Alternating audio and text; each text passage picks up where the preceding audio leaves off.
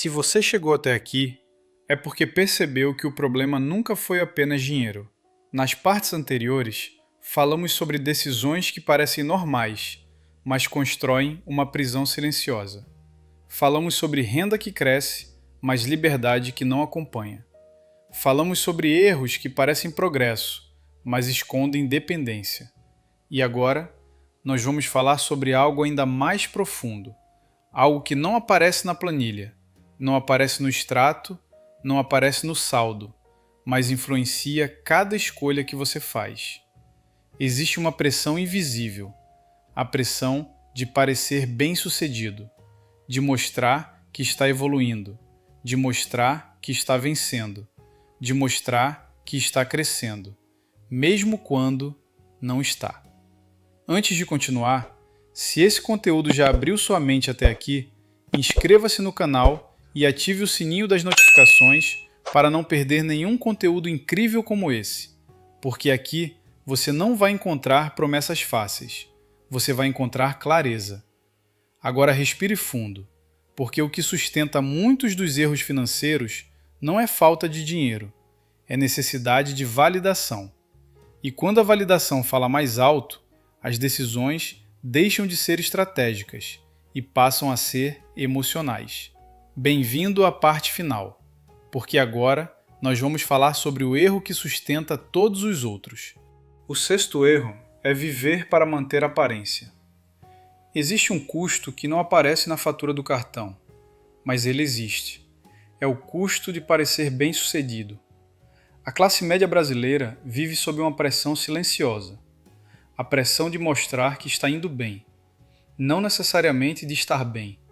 Mostrar. Redes sociais transformaram consumo em performance.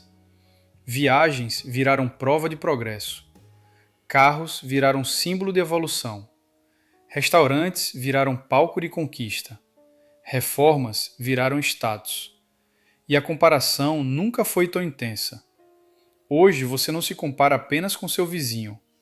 Você se compara com milhares de pessoas todos os dias. Pessoas que mostram apenas o melhor momento, a melhor foto, o melhor ângulo, o melhor recorte da vida. E isso gera um impulso perigoso. Você começa a consumir para acompanhar. Não por necessidade, mas por validação. E validação é uma das forças mais poderosas da psicologia humana. Ela ativa pertencimento, ativa reconhecimento, ativa aprovação, mas também ativa dívida, pressão, ansiedade. Porque manter aparência custa caro, muito caro. A classe média frequentemente entra em ciclos de consumo emocional. Um bônus vira viagem, um aumento vira troca de carro, uma conquista vira upgrade imediato de padrão. Não para crescer estruturalmente, mas para sustentar uma imagem. E aqui está o ponto mais delicado. A aparência gera aplauso imediato, mas não gera liberdade. Riqueza real é silenciosa. Ela não precisa ser exibida. Ela não precisa ser validada. Ela é construída no invisível. Enquanto isso, quem vive para manter aparência vive refém da comparação. Sempre existe alguém com algo melhor, mais novo, mais luxuoso, mais impressionante. E isso cria um ciclo infinito. Você compra para impressionar, precisa trabalhar mais para sustentar, tem menos margem para investir e continua presa à própria narrativa de sucesso. O erro não está em desfrutar a vida, está em construir uma vida baseada na percepção externa. Porque quando a prioridade é parecer, as decisões deixam de ser estratégicas. Elas passam a ser emocionais. E decisões emocionais no longo prazo custam caro, muito caro. Esse erro é sutil. Ele se esconde atrás de frases como: eu mereço, eu trabalho muito, eu não posso ficar para trás. Mas a pergunta verdadeira é: você está construindo liberdade ou apenas sustentando uma imagem? Quem vive para manter aparência raramente constrói patrimônio sólido, porque patrimônio exige paciência, exige disciplina, exige silêncio. E silêncio não gera curtidas. A validação externa pode aquecer o ego, mas não protege você em uma crise. Não paga suas despesas se a renda parar. Não constrói independência. O sexto erro não destrói a classe média rapidamente. Ele a mantém ocupada demais tentando parecer bem para perceber que não está crescendo de verdade. E enquanto a energia estiver voltada para impressionar, ela não estará voltada para estruturar. E quem não estrutura, depende. E quem depende, vive vulnerável. O sétimo erro é a mentalidade de sobrevivência. Existe uma diferença brutal entre sobreviver e construir. Mas a maioria da classe média brasileira foi treinada apenas para sobreviver.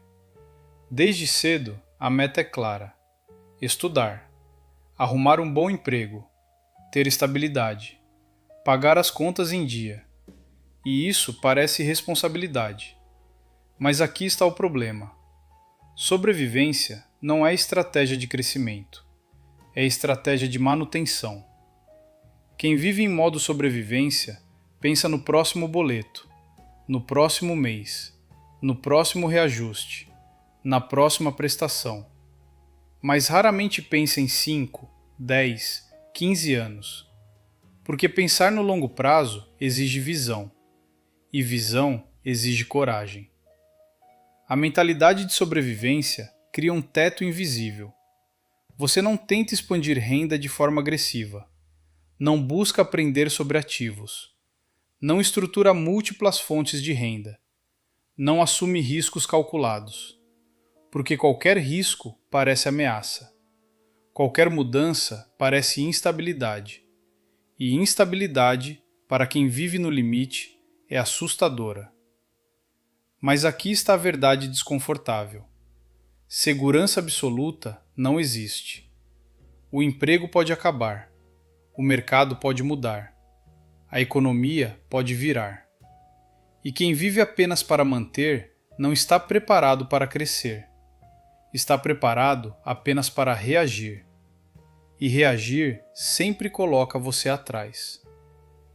Existe um padrão muito comum. A pessoa trabalha duro, recebe aumentos, melhora o padrão, se estabiliza e para de evoluir. Porque agora o foco é manter. Manter casa, manter carro, manter rotina, manter status. Mas manter não gera liberdade, gera continuidade. E continuidade sem crescimento vira estagnação. E estagnação, ao longo dos anos, vira perda de poder. Poder de escolha, poder de tempo, poder de decisão. A mentalidade de sobrevivência também cria outra ilusão. A vida é assim mesmo. Não dá para fazer muito mais. Pelo menos está estável. Mas estabilidade sem expansão é apenas um conforto controlado. E conforto prolongado reduz ambição, reduz curiosidade, reduz movimento, reduz ousadia. E sem movimento não há crescimento. O sétimo erro é aceitar o próprio teto como destino. É acreditar que estar na classe média é ponto final, não ponto de partida. É trocar possibilidade por previsibilidade. Mas previsibilidade não constrói riqueza. Ela constrói rotina. E rotina raramente muda o jogo. Quem constrói liberdade pensa diferente. Pensa em estrutura, em ativos, em longo prazo, em crescimento exponencial, não apenas em pagar as contas. A pergunta mais importante não é como eu pago o próximo mês. É como eu crio um sistema que cresce sem depender apenas de mim. Essa mudança de pergunta muda tudo. Porque quem vive apenas para sobreviver está sempre um passo atrás do próprio potencial. E o mais perigoso, a mentalidade de sobrevivência parece prudência, mas muitas vezes é medo disfarçado, medo de falhar, medo de tentar, Medo de sair do padrão. E medo é o maior limitador financeiro que existe. Esse é o erro final, o erro que sustenta todos os outros. Enquanto você pensar apenas em manter, nunca pensará em multiplicar. E quem não multiplica, depende. E quem depende, nunca é verdadeiramente livre. A pobreza raramente começa na conta bancária. Ela começa na mentalidade. E a riqueza também. Você acabou de enxergar padrões que a maioria ignora a vida inteira. Mas enxergar não basta. É preciso agir diferente. Se esse conteúdo fez sentido para você, inscreva-se no canal e ative as notificações. Porque aqui você não vai encontrar promessas fáceis. Vai encontrar clareza. E agora eu quero saber, qual desses erros mais chamou a sua atenção? Qual deles você percebeu que já faz parte da sua rotina? Escreva nos comentários, porque quando você coloca em palavras, você começa a assumir o controle. Na tela está o próximo vídeo que aprofunda exatamente como sair desse ciclo invisível. Clique agora, porque quem aprende a pensar diferente, vive diferente.